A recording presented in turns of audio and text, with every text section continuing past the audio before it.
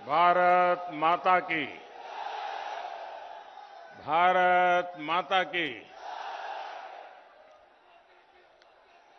कन्नौज के सभी भाइयों बहनों को मेरा आदरपूर्वक नमस्कार।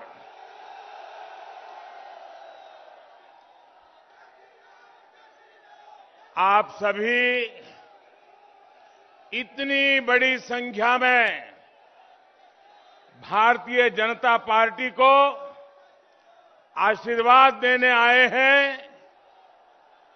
मैं आपका हृदय से बहुत बहुत आभार व्यक्त करता हूं। इटावा, औरैया और फर्रुखाबाद से भी लोग हमारे साथ जुड़े हुए हैं। इन क्षेत्र के भी सभी लोगों का मैं अभिनंदन करता हूं।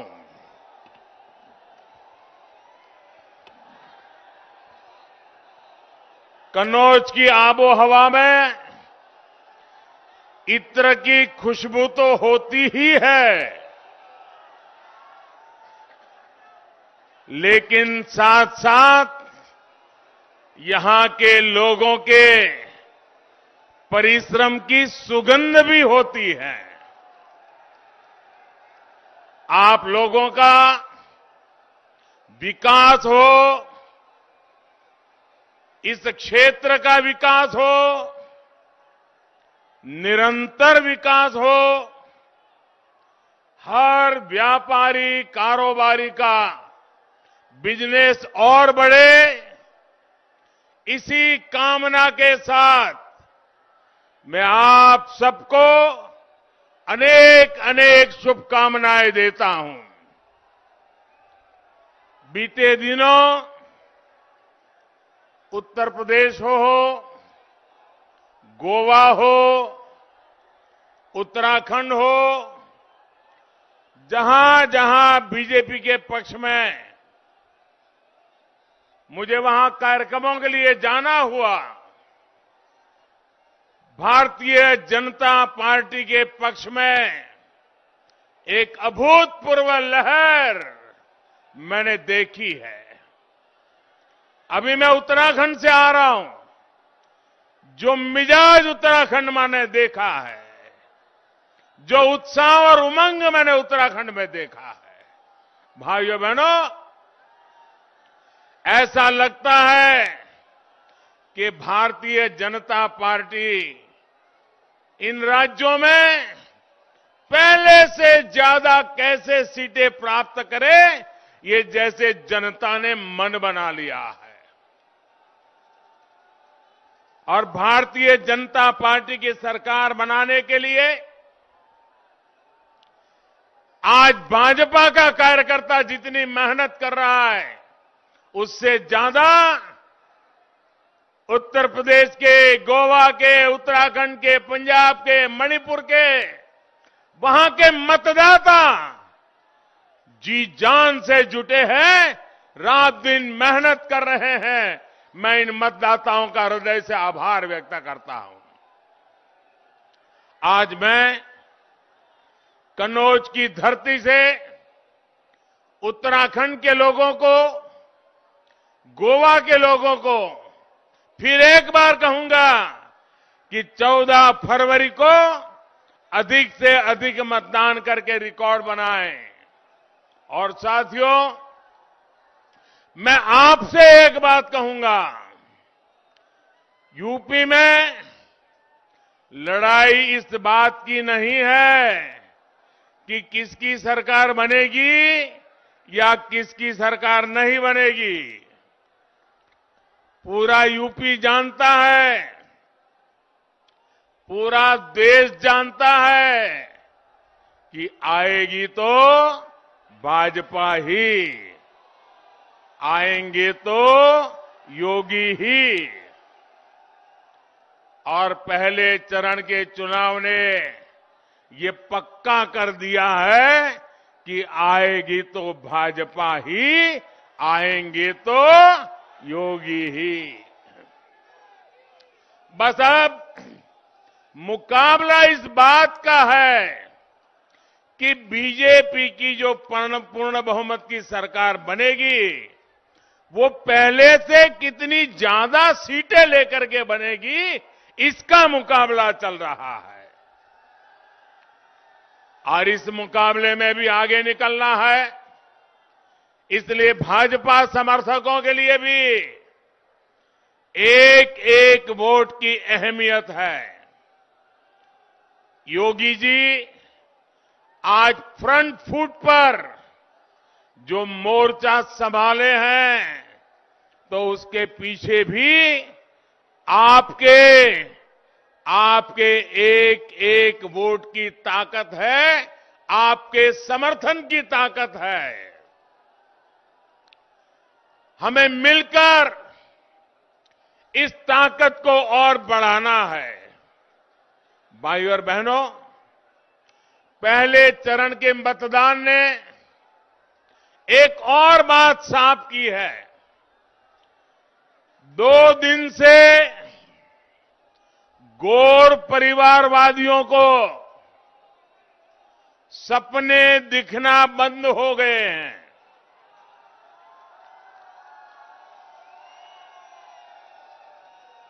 गौर परिवारवादियों को सपने दिखना बंद हो गए हैं। पता है क्यों? इसलिए कि उनकी नींद हराम हो गई है। वो लोग सोच रहे थे कि जातिवाद फैलाकर, संप्रदायवाद फैलाकर वोटों को बांट देंगे। लेकिन मुझे खुशी है कि यूपी के लोग माफियावादियों, दंगावादियों के खिलाफ एकजुट होकर वोट कर रहे हैं। ये एकजुटता दंगावाद से मुक्ति के पक्ष में है। ये एकजुटता कानून व्यवस्था के पक्ष में है। ये एकजुटता महिलाओं की सुरक्षा, सम्मान और समृद्धि के पक्ष में है। यूपी के जिन क्षेत्रों में आगे के चरणों का चुनाव है, वहां के लोगों को भी मैं कहूंगा, इसी तरह एकजुट रहना है। अपना वोट जाति के नाम पर, संप्रदाय के नाम पर बंटने नहीं देना है। साथियों, विकास के लिए, रोजगार के लिए, निवेश के लिए शांति का माहौल सबसे पहली शर्त है। इसलिए उत्तर प्रदेश आज कानून के राज को सबसे बड़ी प्राथमिकता दे रहा है। यूपी का सामान्य से सामान्य मतदाता भी समझ रहा है कि दंगाइयों और गुंडे बदमाशों के इलाज की दवा सिर्फ और सिर्फ भाजपा के सरकार के ही पास है। मुझे याद है, एक समय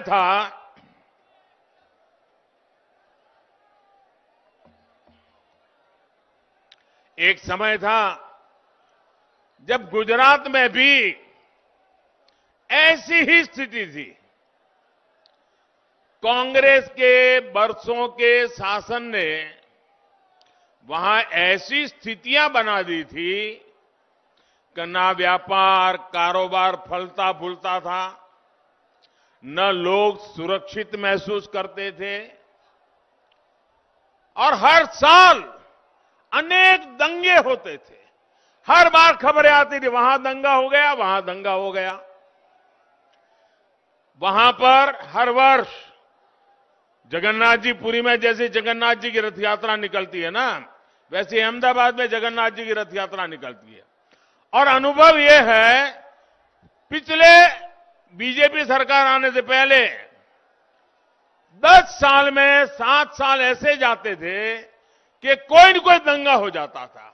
इतना ही नहीं, पतंग जगाने में दंगा, रास्ते पर आते जाते दंगा, यानी हर साल हर छोटी मोटी बात पे दंगे होते थे और दंगों की वजह से कर्फ्यू लगता था, संपत्ति जलती थी, हत्याएं होना तो आम बात हो गई थी, लोगों को मोहल्ले के मोहल्ले खाली करके भागना पड़ता था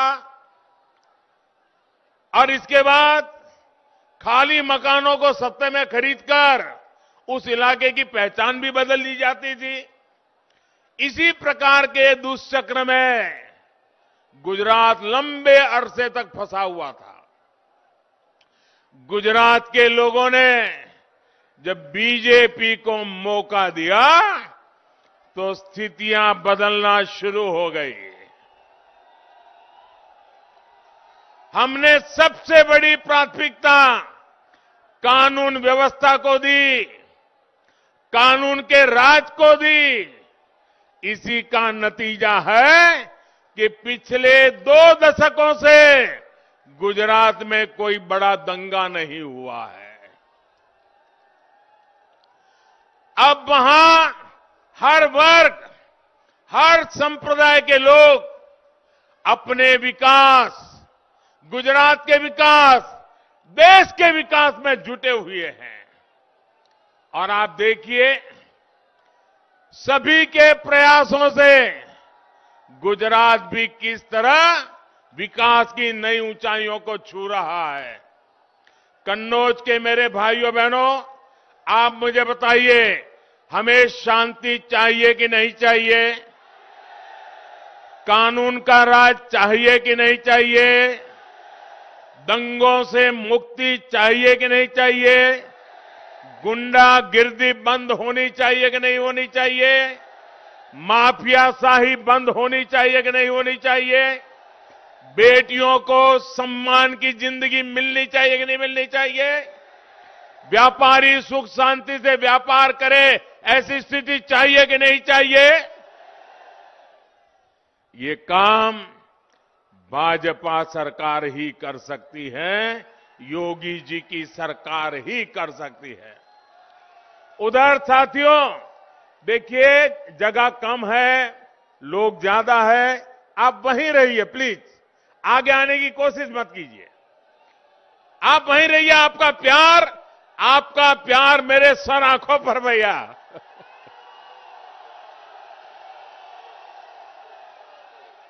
ये आपका प्यार ही है जो मुझे दिन रात काम करने के लिए दौड़ाता रहता है। आपके प्यार को 100 सलाम।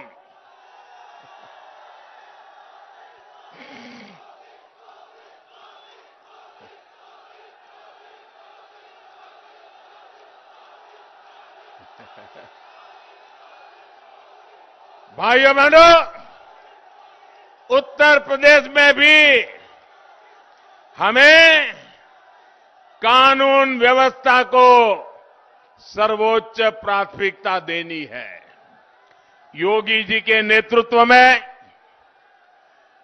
यूपी ने जिस प्रकार दंगों को रोका है, हमें उसे स्थायी स्वरूप देना है।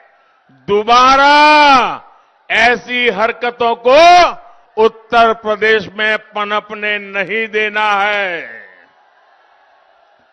भाइयों और बहनों, सिर्फ विकास की बातें करने से विश्वास नहीं आता, लेकिन जब नीयत साफ होती है, मेहनत दिन रात होती है, जनता के सुख दुख की चिंता होती है, तभी सामान्य मानवी के मन में विश्वास पैदा होता है।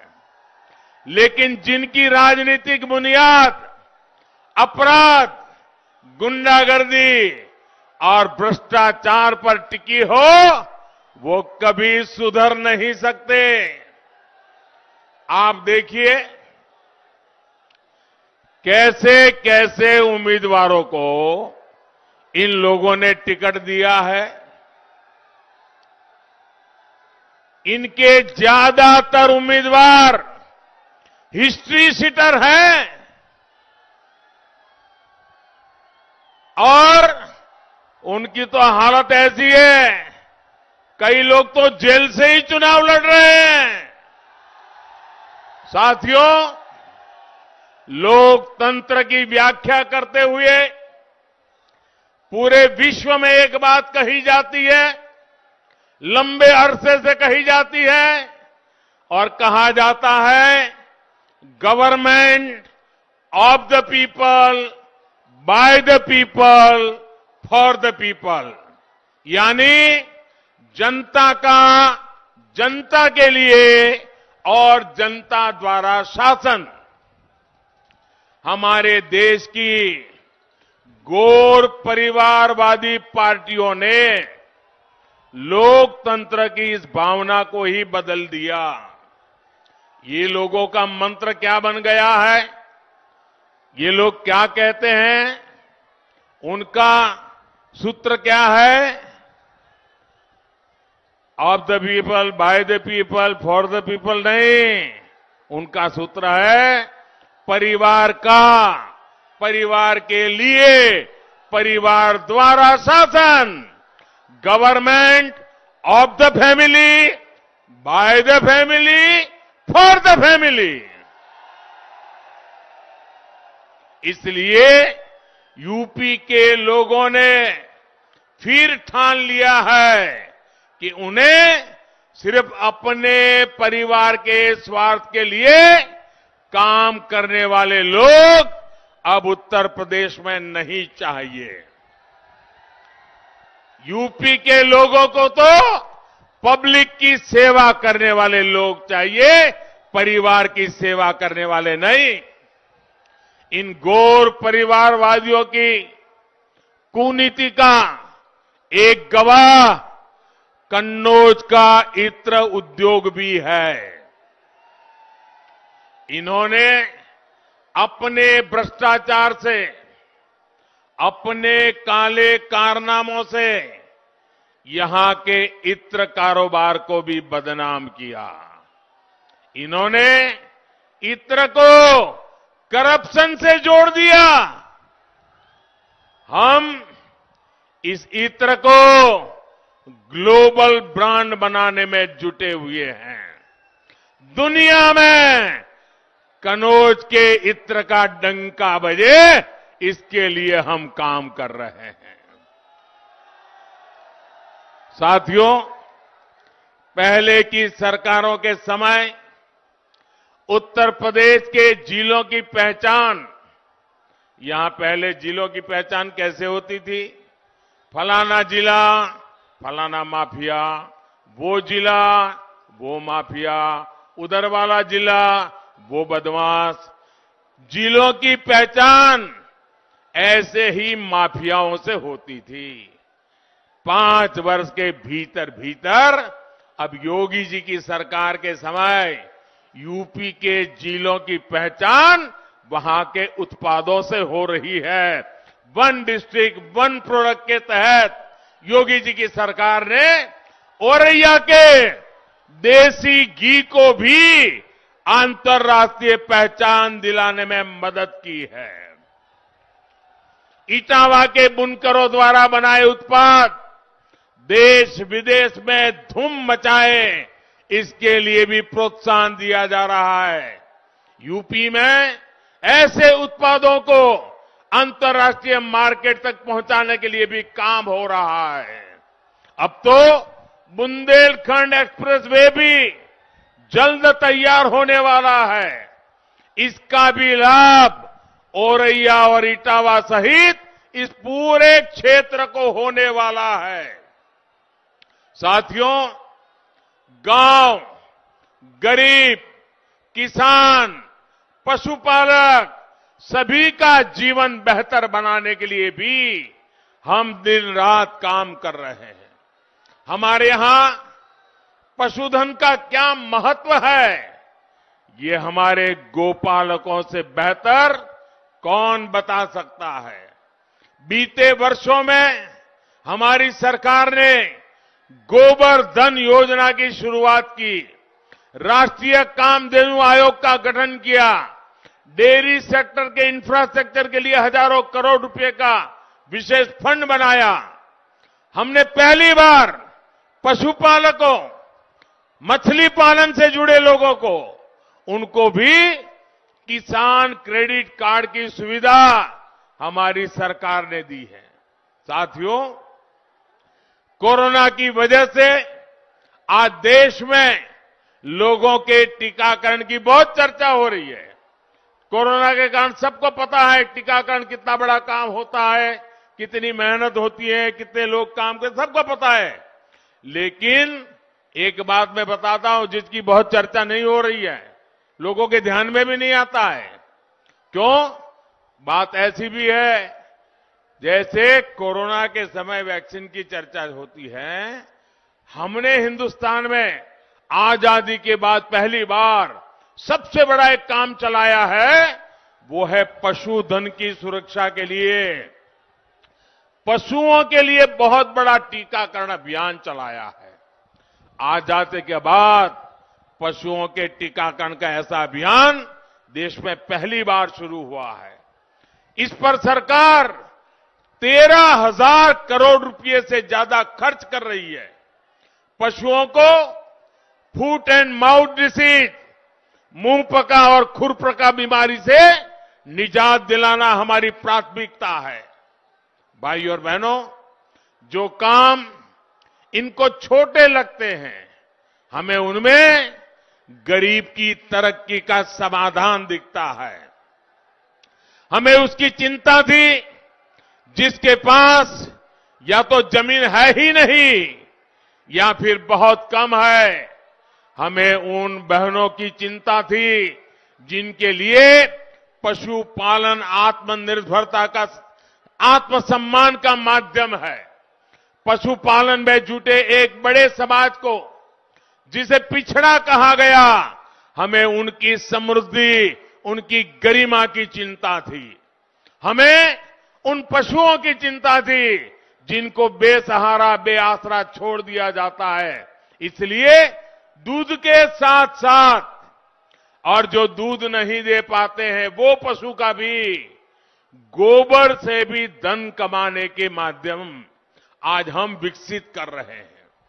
उत्तर प्रदेश में गोबर से बायोगैस बनाने के, जैविक खाद बनाने वाले बहुत बड़े प्लांट्स लगाए जा रहे हैं।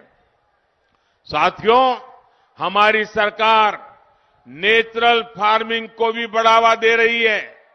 ये खेती का वो तरीका है जिसमें खेती पर खर्च ना के बराबर होता है, लेकिन उत्पादन और ज्यादा होता है।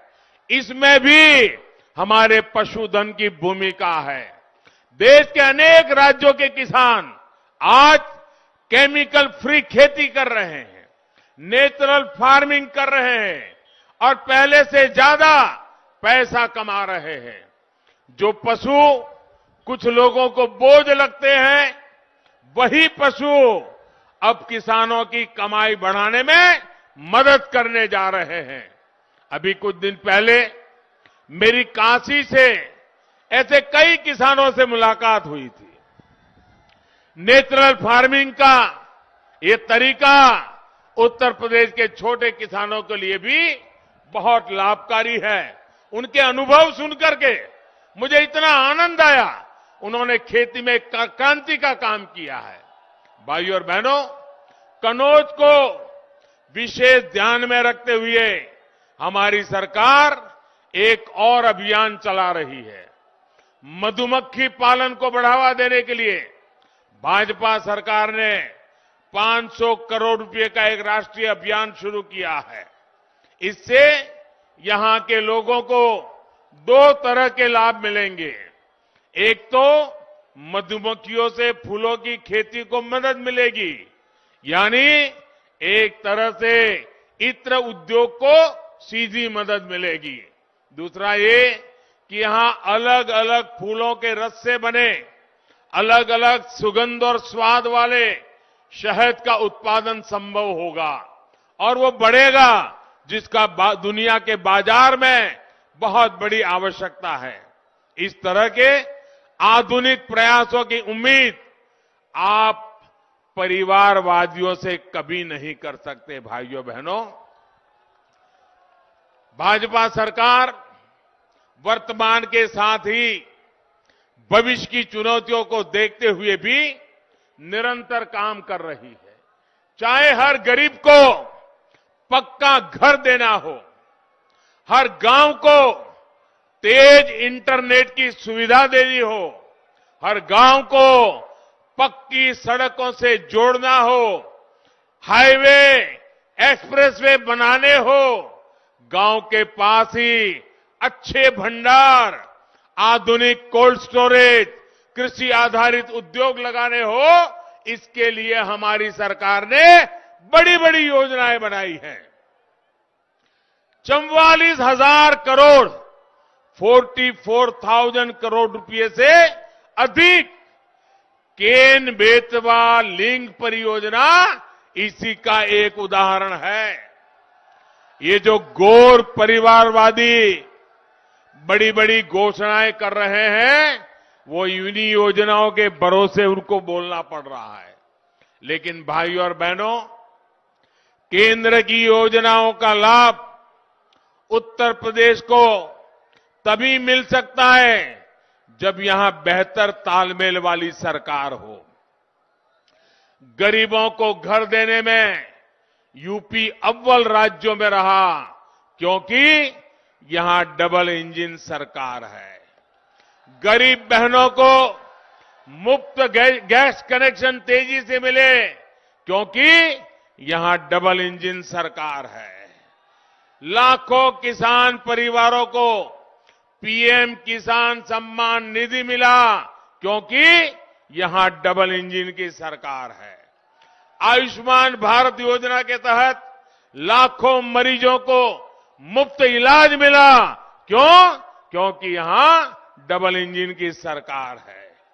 दशकों पुरानी सिंचाई परियोजना पूरी हुई, हर घर जल योजना पर काम हुआ, क्यों? क्योंकि यहां पर डबल इंजन की सरकार है। साथियों, ये डबल इंजन की सरकार ही है जिसके कारण 100 साल के सबसे बड़े संकट का, कोरोना महामारी का यूपी ने डटकर मुकाबला किया।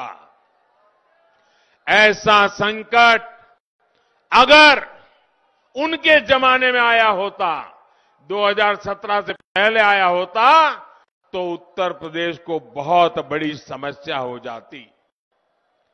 इनका काम तब भी बोलता था कि यूपी के लोगों के विरोधी है, इनका काम अब भी यही बोलता है। इन्होंने मेड इन इंडिया टीकों को भाजपा का टीका बताकर गरीबों के जीवन से बहुत बड़ा खिलवाड़ करने की कोशिश की। हमारी सरकार पूरी शक्ति से जुटी है कि यूपी के एक एक गरीब को कोरोना की वैक्सीन लग जाए। लेकिन इन लोगों ने इस अभियान में भी बाधा डालने की कोशिश की। आप अंदाजा लगाइए साथियों, अगर गरीबों को कोरोना वैक्सीन नहीं लगी होती तो इस लहर में मेरे सभी भाइयों बहनों का, मेरे उत्तर प्रदेश के नागरिकों का क्या हाल हुआ होता। हमारी सरकार ने गरीब का, सामान्य मानवी का जीवन बचाने के लिए सबको मुफ्त वैक्सीन लगवाई और आज भी लगवा रही है। मैं कन्नौज के इटावा, औरैया, फर्रुखाबाद और यूपी के हर व्यापारी, हर कारोबारी, हर दुकानदार से एक बात विशेष तौर पर कहूंगा। एक बार सोचिए कि अगर हमारी सरकार ने तेजी से सबको वैक्सीन लगवाई न होती, अगर हम ये काम न कर पाते तो क्या होता? आज देश की अर्थव्यवस्था आगे बढ़ रही है, बाजारों में हलचल बढ़ रही है। क्या बिना वैक्सीन ऐसा संभव होता? और अगर 1-2 साल और निकालने पड़ते तो न जाने मेरे कितने परिवार तबाह हो जाते। साथियों, याद रखिए, मोदी विरोध में जो गरीब के जीवन से खेल सकते हैं, वो लोग क्या क्या नहीं कर सकते। डबल इंजन की सरकार है, इसलिए आज यूपी 100% टीकाकरण की तरफ तेजी से बढ़ रहा है। साथियों, इस कोरोना काल ने एक और बात का एहसास सबको कराया है। इन घोर परिवारवादियों ने, उनके जो राशन माफिया, अगर इस कोरोना काल में होते तो यूपी के गरीबों को ये मुफ्त राशन पहुंच रहा है, पहुंचता क्या? ये राशन मिलता क्या? गरीबों का चूल्हा जलता क्या? मेरे प्यारे भाइयों बहनों, यूपी के गरीबों, दलितों, पिछड़ों को तो भूखमरी का सामना करना पड़ता। दिल्ली से जो राशन हम भेजते, उसको इनका माफिया अपने गोदामों में बंद कर देता, ब्लैक में बाजारों में बिकवाता। ये डबल इंजन की सरकार है जो महामारी के इस समय में बीते कई महीनों से गरीब को मुफ्त अनाज दे रही है। और यूपी के लोग, यूपी के गरीब, याद रखें, इन घोर परिवारवादियों की आंखों में एक गरीब कल्याण की योजनाएं उनको खटक रही है।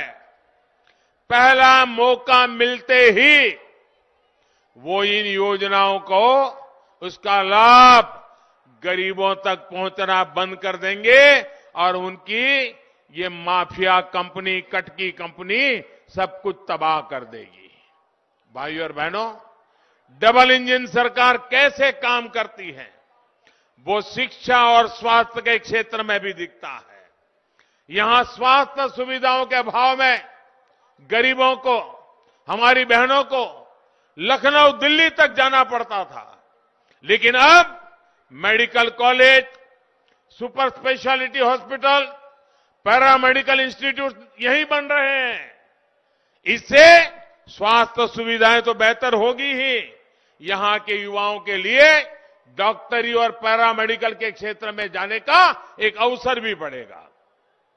और जितनी मात्रा में हम मेडिकल कॉलेजेस बना रहे हैं, इतना ही नहीं, अब हमारे यहां मेडिकल कॉलेज में अपनी भाषा में, अपनी मातृभाषा में हमारे नौजवान पढ़ सकेंगे, हमारी बेटियां पढ़ सकेगी। इसका मतलब ये हुआ कि जो अंग्रेजी नहीं पढ़ा है, जिसको गरीबी के कारण अंग्रेजी की शिक्षा नहीं मिली है, वो परिवार का बच्चा भी अगर उसमें दमखम है तो हिंदी में पढ़ करके भी वो डॉक्टर बनेगा और अपनी जिंदगी भी बनाएगा। भाइयों और बहनों, सबका साथ, सबका विकास क्या होता है, ये युवाओं के लिए हमारी नीति में भी दिखता है। भारतीय जनता पार्टी ने सामान्य वर्ग के गरीबों को भी 10% आरक्षण की सुविधा दी है। ये भी हमारे दलित वर्ग के, हमारे ट्राइबल वर्ग के, SC ST के भाई बहनों या पिछड़ा वर्ग के जो भाई बहन हैं, उनके आरक्षण का अधिकार को जरा भी तकलीफ दिए बिना उसको बरकरार रखते हुए करने का काम हमने किया है। जो सालों से मांग हो रही थी, इनको परवाह नहीं थी। साथियों, अनुसूचित जाति, अनुसूचित जनजाति के हमारे लोकसभा और विधानसभाओं के साथियों के लिए आरक्षण को 10 साल तक और बढ़ाने का काम भी हमारी भाजपा सरकार ने किया है। ओबीसी कमीशन को संवैधानिक दर्जा देने के लिए 3-3 दशक से मांग हो रही थी। इतनी सरकारें आई, यहां के ये सपा वाले भी उस सरकार में भागीदार थे, लेकिन उन्होंने कभी ओबीसी को यह अधिकार नहीं दिया। ये मोदी की सरकार आने के बाद हमने ओबीसी कमीशन को संविधान अधिकार देकर के ओबीसी की मांग को हमने पूरा किया है। देश भर में केंद्र सरकार के कोटे में जो मेडिकल सीटें होती हैं, उनमें भी ओबीसी को आरक्षण देने का फैसला भी भाजपा सरकार का एक बड़ा निर्णय है। कुछ दिन पहले सरकार ने एक और बड़ा फैसला किया है। अब प्राइवेट मेडिकल कॉलेजों को भी अपनी आधी सीटें, 50% सीटों की फीस सरकारी मेडिकल कॉलेजों के बराबर रखनी होगी। इसका बहुत बड़ा लाभ हमारे मध्यम वर्ग के परिवार, हमारे निम्न वर्ग मध्यम वर्ग के परिवार जो बेचारे कुछ ज्यादा खर्च नहीं कर सकते हैं, वे भी अब अपने बच्चों को डॉक्टर बना सकते हैं। भाइयों बहनों, गरीब, दलित, पिछड़े वर्ग के लोग भी ये जो हमने सारी व्यवस्थाएं बदली है, आराम से वो अपने सपने पूरे कर सकते हैं। साथियों, राष्ट्रीय शिक्षा नीति की वजह से भी उत्तर प्रदेश के युवाओं को बहुत मदद मिलने वाली है। हिंदी मीडियम में, जैसे मैंने कहा, ये पढ़ने वाले छात्रों को भी, गांव और गरीब परिवारों के युवाओं को भी डॉक्टर बनना है, इंजीनियर बनना है, टेक्निकल एजुकेशन लेना है, वो आराम से ले पाएगा। उसको जो मुश्किलें आती थी वो अब जाएगी। और इसलिए भाइयों बहनों, हमने पढ़ाई में ये सारे विकल्प आप भी दिया हुआ है।